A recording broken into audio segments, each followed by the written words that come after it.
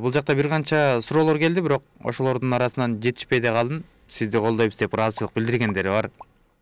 Биогумус боюнча айтып бериңизчи деген суроо келиптир. Биогумус бул ошол бизде азыр эки сөлжан багылып атат, ошол постсоветский страндо. Бирөөсү старатель, бирөөсү калифорниец. На Кыргызстанда көбүнчө эле калифорниец багылып атат. Мен старатель көргөн жокмун. Бардыгында эле калифорниецтер, бирөө экөө тең жакшы сөлжан болуп эсептелет, экөө тең гибрид.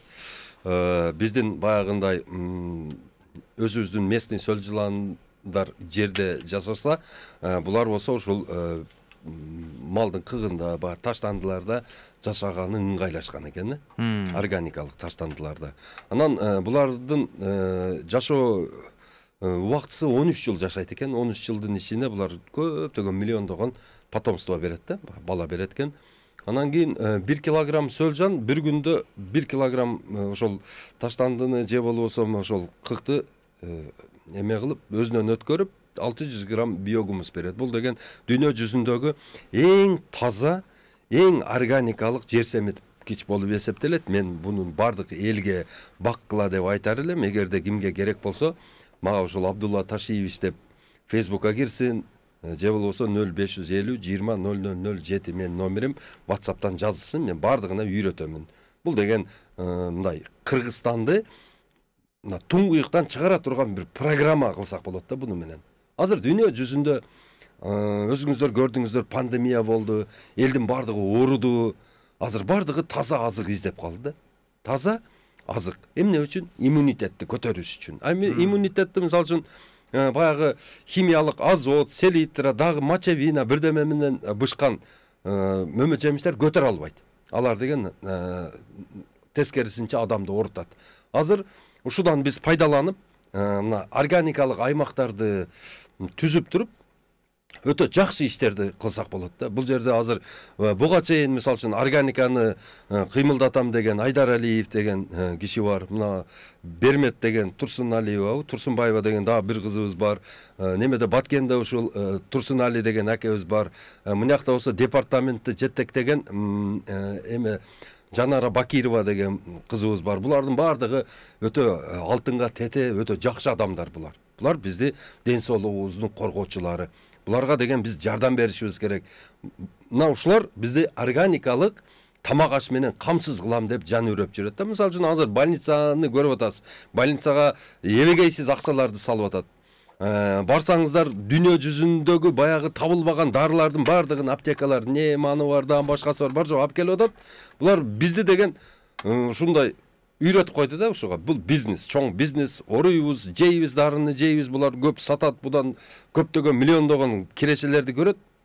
Булар ошол врачтар, ошол аптекарлар булардын ошо ооруп калгандан кийинкиси менен күрөшүп атса, мына ушул активисттер болсо ооруганга чейин ушул кишилерди оорутпай сактап калганы булардын аракети өтө күч. Мен ушуларга таазим этет элем, ушундай адамдар бизде көбөйсүн. Анан кийин мына өзүбүздүн чакан гана 2 сотик, 5 сотик огородубузга сөзсүз түрдө биогумус таап келип туруп, биогумус менен өстүрүп балдарга жедириш керек.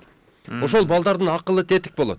Ошол балдар психологически уравновешенный болот. Ошол балдардын каны таза болот. Мына ошолордон Кыргызстанды мына азыркы туңгуюктан алып чыга турган батырлар чыгат. Мына ушуга биз өзүбүздү тазалашыбыз керек. Эгерде мына менин сунушумду кабыл алып, мына ушул өкмөт жетекчилери бардык вет аптекаларды, агро аптекаларды текшерип чыгыш керек. Бизге зыян бере турган Кытайдын өтө уулуу заттарын сатып атышат да. Карате, Скор, Тайфун деген аларды уже башка дүйнө пайдаланбай койгон, бирок биздин магазиндерде толуп турат да. Мына ошолорду сатканы уруксатты токтотуш керек. Анан кийин мына ушул жерлерде мына ушул акимчиликтерди жоюп, айыл башчыларды жоюп, губернаторларды жоюп туруп, анын ордуна ТЭЦ коюш керек да. Мына ушул дыйкандарды обслуживать эте турган станциялар болуш керек да. Мына ошол жерде барып, мисалы үчүн сиз айттыңыз, менин багым бар, биз көчөбүз менен силерге заказ беребиз, бизди келип дарылап бергиле. Бүткүл көчөнүн, мисалы үчүн бир даракты 5 сомдон же 3 сомдон, 10 сомдон дарылап, ошондой көрсөтпөсө бизди курт жеп коет жакында. Курт жеп коет, биз дары менен ушул уулап өзүбүздү да жок кылабыз, жерибизди да жок кылабыз, ушундай кылып бара турган болсок. Анан кийин бизде мамлекеттүүлүгүбүздү да жоготобуз да. Себеби дегенде азыркы кылып аткан мындай азыркы башкаруу системасы такыр өзгөрүш керек. Өзгөрбөй турган болсо биз мурдагы эле жолдо бара атабыз да. 30 жыл мурун түзүлгөн Акаевдин кезиндеги жолдон эле бара атабыз да. Губернатор, акимчилик эме баардыгы ошол айыл башчылардан башталат. Мен айтар элем, айыл башчы дагы агроном болсун. Губернатор дагы керек болсо агроном болсун. Ошол жерде депутаттар дагы агроном болсун. Себеби дегенде биз 70% айылда жашагандыгы үчүн биздин элдин. Алар деген юристке муктаж эмес анча. Же да программистке муктаж эмес. Алардын эң муктаждыгы бул мал чарбачылыгын түшүнгөн адистерде, жана ушул айыл чарбаны билген адистерде муктаж. Бир чоң айылда, мисалы үчүн, барсаң бир эле киши билет, калгандары башка эмен мугалимдер же да бирөөлөр келип отуруп алгандагы айыл чарбага такыр пайдасы жок алардынчы.